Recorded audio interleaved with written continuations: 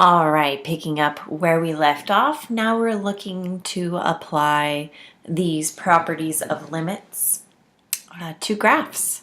So we're going to look at these two graphs. On the left-hand side is the f function. Really cool looking piece graph there. And we have our g function on the right-hand side, yet another cool graph with a lot of interesting different things going on. So here we're looking at the limit of the sum of the two functions f and g as x is approaching 3 from the right hand side. So that is going to be important.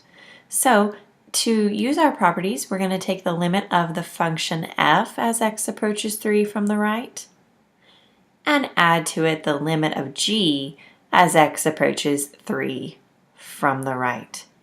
From the right-hand side, climbing up the f function, we're going to that hole, which is 6, and the g function going on like that little roller coaster going woo. You're going up to 8. So you take those and you add them together, and the limit of the sum of those functions as x approaches 3 from the right is 14. Another one. Now we're looking at the difference of two functions, and we're multiplying our functions by what is called a coefficient. So what happens here? We're going to use two properties. We're going to take 3 times the limit of your f function as it's approaching 5 minus 2 times the limit of the g function as x approaches 5. So you're using your difference rule and the coefficient rule. So we need to figure out what is happening at 5 for f. At 5, we are approaching 2. And for our g function, at 5, we are approaching 4, and you multiply those by those coefficient values. So that would be -2. 6 minus 8 gives you -2. Let's look at C. Here we are just looking at the difference rule, and we're approaching -5 coming only from the left-hand side. So we apply that the difference property, the difference rule, and we're looking at our f function, and coming from the left there, it would be 3, and coming from the left on your g function as you're approaching -5, it would be 4. That's where that hole is in that graph. So that would give us -1. That would be the limit. We have quite a few more. Let's keep going. Now, whoa, craziness, we're looking at using a quotient rule and a coefficient rule. So let's get started. Find -7 because we're going to take 3 times the limit of the f function at -7 and divide that by the limit of your g function at -7. I really wish I could show my mouse on the screen so I could point to these, but why don't you all try right now? Okay, find -7. All right, what's happening? Okay, right there, it is 5 for your f function, so it would be 3 times 5 on top. And for your g function, make sure you guys agree with me here, at -7, yep, it's right there at 3. So, woohoo, we can simplify 3 over 3. The answer is 5. All right, no falling asleep. We're moving on. We're on letter E. Here we go. We're taking the limit of 4 times those two functions as x is approaching 3. So we've got the coefficient rule and the product rule happening all in one tight little knit package here. So let's get started. That would be 4 times the product of those two separately. So at 3, what is happening here for the f function? It is approaching 6. You see that there where the hole is in the f function? And 3 for your g function.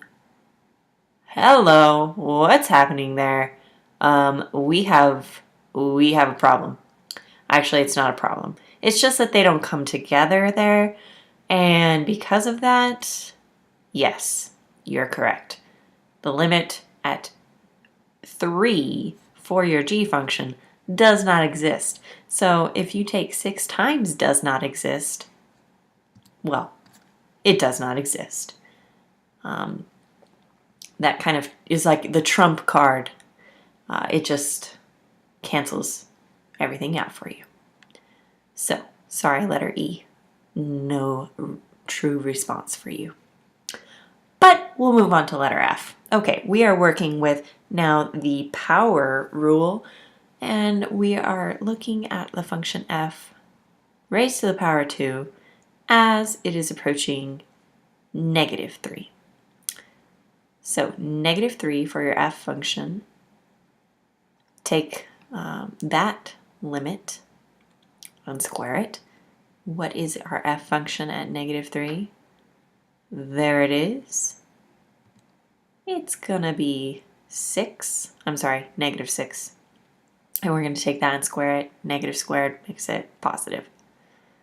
36. There you go. All right, that one was pretty fast. We have 3 more on this page, and let's knock them out. And don't fall asleep. Okay, moving on. G. Whoa. Craziness. Not really, because we've talked about this recently.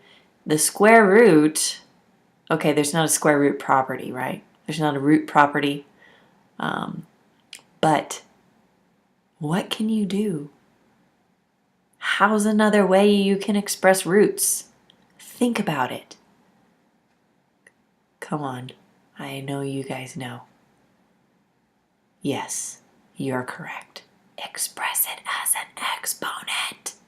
So now we're working with the power rule and the coefficient rule. So look to your g function. What is it as it approaches 4? It is defined there. It is 5, so 8 times 5, and then we'll take the half power of that. So that would be 40. Take the square root of 40. And now you've got to do that whole simplifying the radical as much as you can. So immediately, well, what are factors of 40? 4 and 10. 4 is a square, so pull out that root, which is 2. 2 times 10. 2 times the square root of 10, sorry, would be your final answer. That was G. Now, let's move on to H. Oh man, this one's too easy. What's happening as you take the limit of f plus g as they are going towards -3. All right, -3 for my f function. Take the limit there and take the limit of your g function as x is approaching 3. Look at the graphs. What is happening? Yes. Do you see what's happening? You have -6 for your f function, but for your g function at -3, well, at -3, there's an asymptote, and the limit does not exist. So, the limit does not exist. Fantastic. We have one more. And I know it goes from, I guess, Flamingo Lady here, Jean Adams. she must have forgot the letter I, because H, after H comes I, but we're moving on to J. I don't know why. Don't ask me why. I don't know.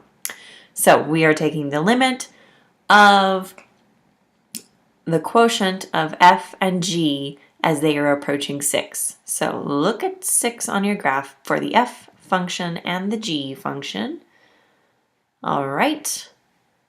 We're going to take the quotient of those two limits. For the f function, yes, that is where it's going through the x-axis. The value there is 0. For your g function, it is 5. Now don't freak out, because imagine this.